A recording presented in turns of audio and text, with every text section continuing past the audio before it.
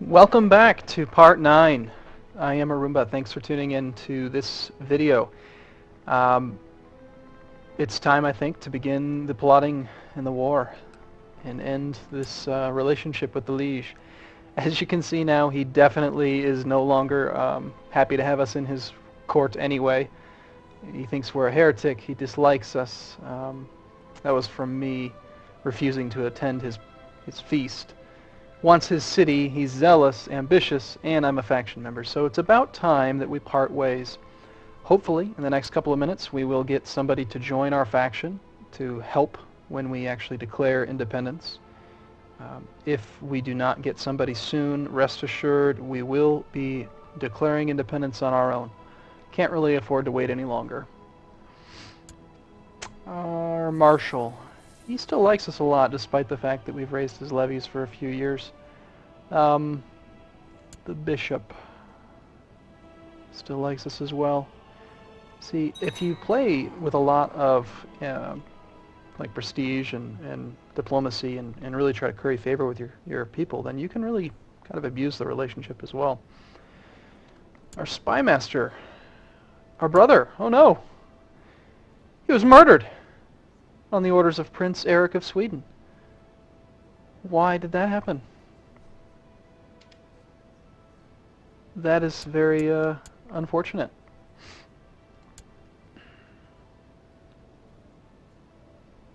Well, that can happen. So our next closest is going to be Botade, who is just a kinsman. He's a distant relative. If we look at the dynasty tree, we can see he is, where am I? Let's expand these. So he is my mother's brother's son, making him my kinsman. We're not going to go with him, I think, just because I don't want that tree to continue when we've already got this other successful tree going on that we've created. Plus, he's not our religion. Yeah, he's just kind of meh. So I'm going to go ahead and I'm going to designate my son as an heir. And which one do we want? The older one or the younger one? I'm going to go with the younger one, actually, because he's already Lollard, which I have no doubt I could convert my son when he comes of age in just another couple of days, another 6 months or so. But I like the stewardship that the second son has, and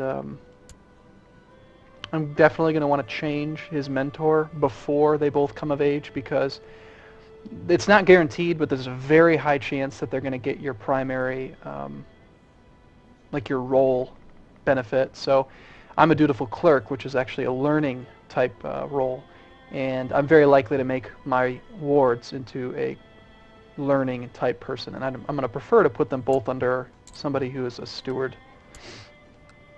So for instance, this is like a charismatic negotiator, is a diplomacy. Midas touched is the best level of the stewardship.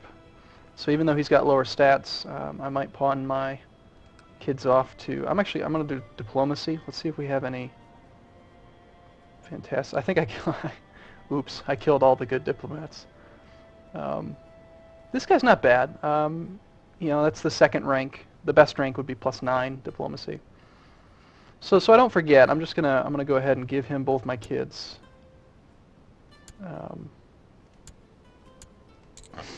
Because I don't want to forget that later and then not have the right trait. I'd prefer for them to be good at diplomacy. But at the same time, yes, I am going to choose my second born, Johann. Let's designate him as the heir. Award honorary title, designated heir. And unlike in like the Sword of Islam, when you're playing as a Muslim, where your brothers are going to just destroy each other in a republic, me choosing the second-born son isn't really going to piss this guy off that much. In fact, there's no opinion malice whatsoever. The only thing he's upset about is that I'm a heretic, which will change in 6 months when we convert him. Okay, so we lost our spy master. That's right. Our brother died. Unfortunate. My mother, make a good spy master. We do want to scheme. Try to get somebody to join our faction. Tax collection efforts did not go well.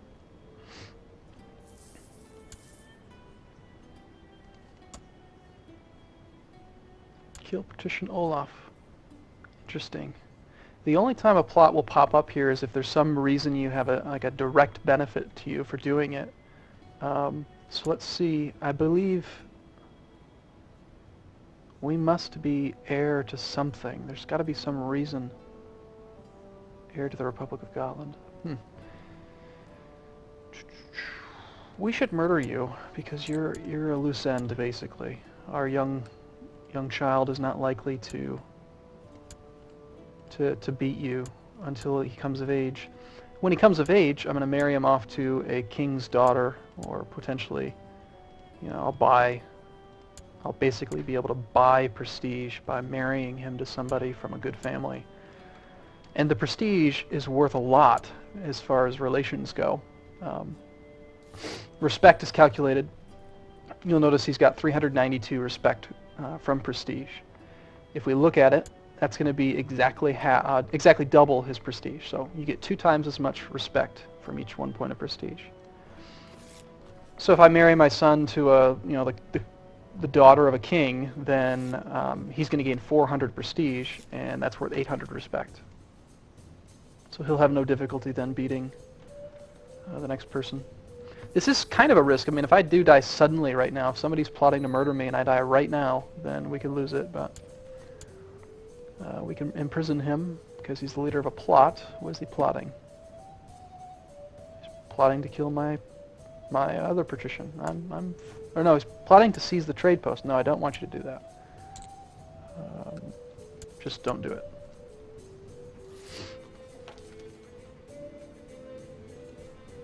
Okay. If by January we don't get someone in our faction, we will declare war. That will be the time. I want it to happen. I want to have plenty of time to actually do that this video and see if we can actually win it this video.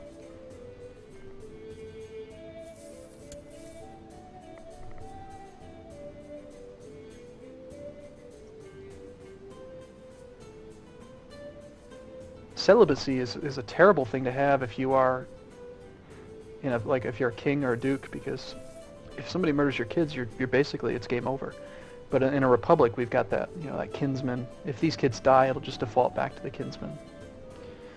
Okay, so my firstborn has become a charismatic negotiator, which is the diplomacy type. He's the second rank down from the best.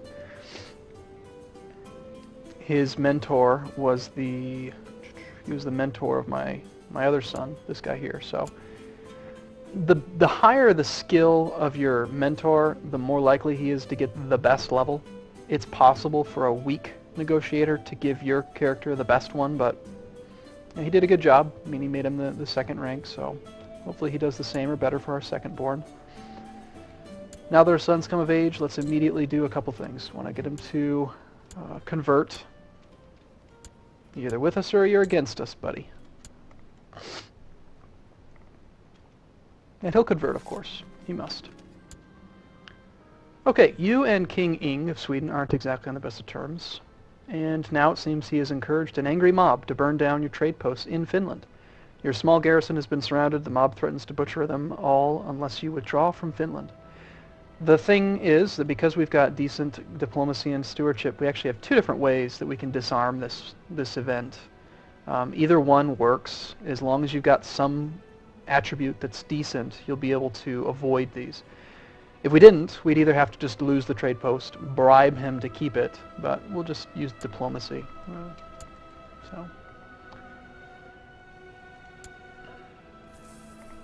Oh, and it's January. It's January, so yes. A couple things. He's Lollard now. Next we want to marry him, so we can use the arranged marriage interface. Let's go ahead and find a princess where the bride cost is as low as possible. We do want to find someone who's at least age 16 right now, because we don't want to do a betrothal. We want them to get married right away. A lot of times you want to try to marry for stats, especially when playing as a Christian, because you might not have an opportunity to remarry. Let's see, this is just a courtier, so we'd only get 200. The Princess of Sicily. See, like, her stats are terrible. They're really not that good. Terrible stewardship, terrible diplomacy. She's envious. I mean, she's deceitful. She'd be a real nightmare to have in court, but she's the only princess. I've got them sorted by rank, so she's to me the highest one.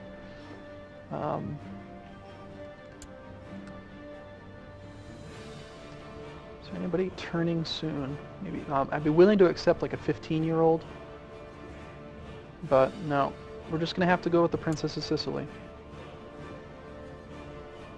It's only 36 gold, buys him 400 prestige.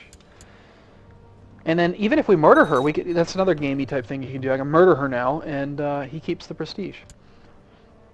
One of the interesting effects of this, though, is that these marriages, he gains 400 prestige, she loses 400 prestige.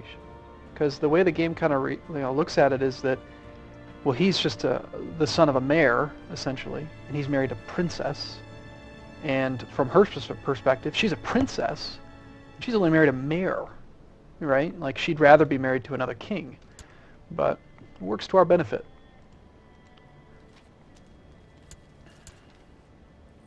A rebellion. A revolt. Okay, well, let's do this. We're going to hire some mercenaries. We'll go with 2 bands. Oh gosh, they spawned right in this province because they had no other province to spawn. And normally if you had rebels in your primary holding here, they'd spawn the next province over, but this is an island. I thought they'd actually spawn here or here, but live and learn. Okay, we'll just raise everyone and hope that the morale from this group can... This could be bad. Yeah, they've already retreated. I don't know where they're gonna retreat to.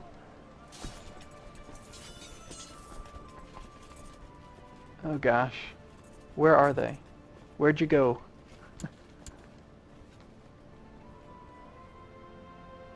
Well, lesson 101. This is the easiest way to lose a couple hundred gold. Hire mercenaries with no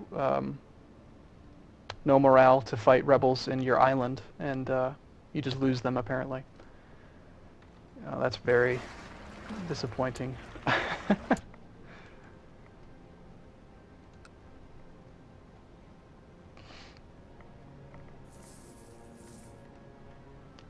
Let's see, how do we disband this group if we can't hire mercenaries? We don't have any military. This is, and the reason it happened, I think, is because we have a revolt risk from having a different religion.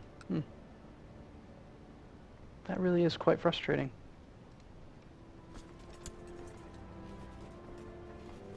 We could raise another 400 troops. Oh, interesting. Mayor Dan! Mayor Dan to the rescue. For some reason, he's decided to come here with his retinue, and he's gonna assist us. So we'll join him. We'll raise our troops as well. Try to help him win, and then we'll immediately declare war on his liege because, thank you for helping, but you're still the enemy. Okay.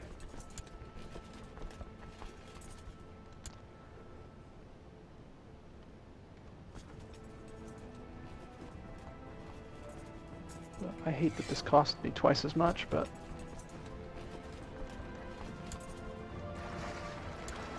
we'll allow them to gain some morale, and then we'll declare war. Of course, he's not going to concede to our independence request, most likely. Usually they don't. They'll usually fight you to the death, even though we have 200% of his potential army. Because we don't have any supporting members, I think he'll try to fight us. So, okay, we've got full morale. So now we can go to events, demand independence. He receives our ultimatum. He's going to respond and probably say, yep, your shameful attempt at blackmail has not succeeded. No matter how many corrupt souls you have enticed to help carry out your plan, I will not give in without a fight. I'd rather die defending what is rightfully mine. Now, the way that we're going to win this, I got a comment just recently about boat bombing, so I do enjoy that. And what we're going to do is, clicking on our liege's holding, we can see the light green is things that he holds directly. The darker green is going to be his direct vassals, and the darkest green is vassals of his vassals. So for instance, if I see here, I can click this, This person just controls these two, and these are his vassals, and it kind of works its way down as a pyramid. So we want to attack his primary holdings. That's what gains us the most war score. And ideally we want to check to find the ones that don't have a lot of military. So like he holds this province. It's a recent conquest with no levy because of the at-war penalties from the conquest. So it's just 315 soldiers. There's no garrison. There's just the garrison, no levy. If we attack his capital, he's got the garrison plus the levy. Now he's going to raise that levy in just a moment, but if we can land our ships there, we can kind of destroy part of his army before he has a chance to consolidate it. And then we'll just be able to camp out now on his capital. To the heroic Grand Mayor Potsdam, peace be with you. We request you honor your obligation and answer this call of arms to... Okay, because we married that princess, he wants us to join his war. Now this is gamey again, because if the AI is allied with somebody and they honor their request, they will do everything they can to support the war.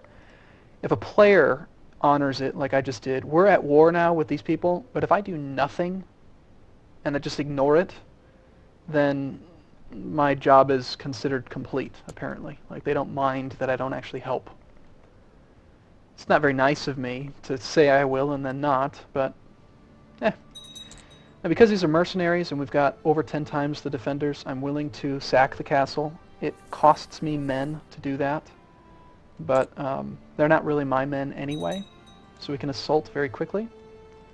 And you'll notice that the war score starts to add up. The other thing about independences is that you immediately start ticking a stacking gain the longer the war goes on. He has a limited amount of time to control his rebelling vassals. If he can't stop me, then clearly he shouldn't be my liege, and I win. He did hire some mercenaries of his own. And, ooh, horse archers, yeah. I'm fine with, I don't care how much money we spend, we're going to win.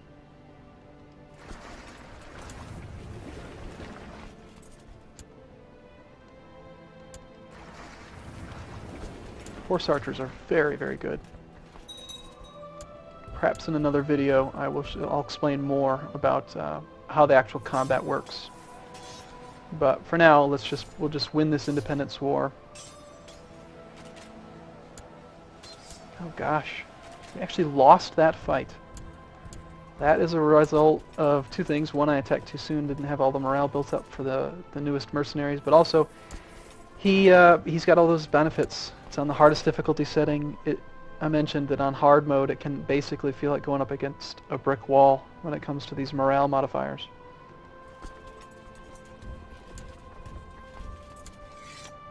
Okay, so that battle cost us a lot of war score. We gotta go win one.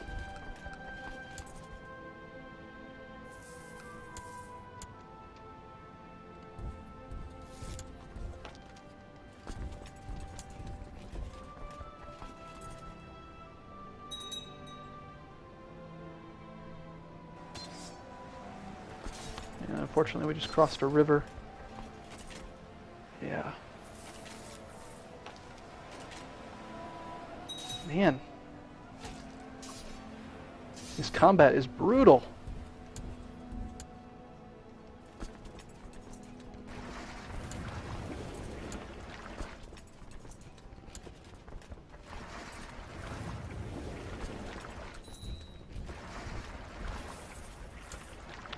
Crossing the river and then also dealing with this he's actually called Denmark into the war. It's becoming more difficult. The plot thickens. Well, that's good. That's good. That'll make it a little bit more interesting, I guess. More of a challenge. I'm up for it. Looks like we're going to have to go even more all out on mercenaries.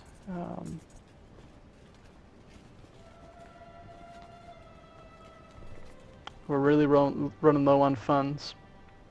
If we were to hire this band, We can afford to buy them, but they cost 8 gold a month, so we'd only have about 3 months before we'd run out of money. So we'd need to be sacking castles to maintain the cost. It's going to be a close one. So I'm gonna end the video now. I think that we're not going to have time to finish the war as quickly as I'd hoped, but we are rebelling as the first Lollard Swedish group in the world, so it's not going to be an easy battle. Thanks for watching, and look forward to seeing you on the next video.